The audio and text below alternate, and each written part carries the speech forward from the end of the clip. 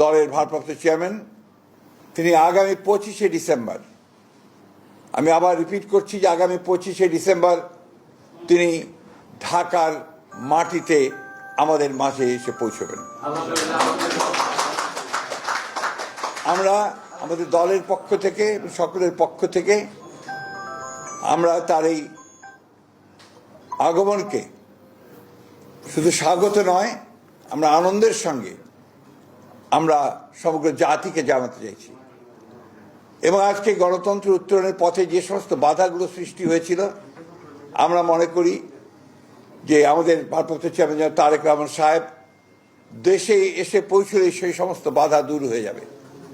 কারণ আপনারা জানেন যে একটা বৈঠক লন্ডনে যেটা আপনার সংগঠিত হয়েছিল, আমাদের ভারপ্রাপ্ত চেয়ারম্যান এবং বর্তমান যে প্রধান উপদেষ্টা, লন্ডনে যে সভাটি হয়েছিল সেই সভায় সিদ্ধান্ত হয়েছিল যে ফেব্রুয়ারির মাসের মধ্যবর্তী সময় নির্বাচন অনুষ্ঠিত হবে। ফলে আমাদের নির্বাচন সম্পর্কে যতটুকু আপনার একটা শঙ্কা ছিল সেটা চলে গিয়েছিল। এবং গতকাল নির্বাচনের তাফসিল ঘোষণার মধ্য দিয়ে নির্বাচনের যে রেল চলতে শুরু করেছে, যে সারা দেশের মানুষের মধ্যে যে একটা আশা প্রত্যাশা সৃষ্টি হয়েছে, সেটা বাস্তবায়িত হতে চলেছে।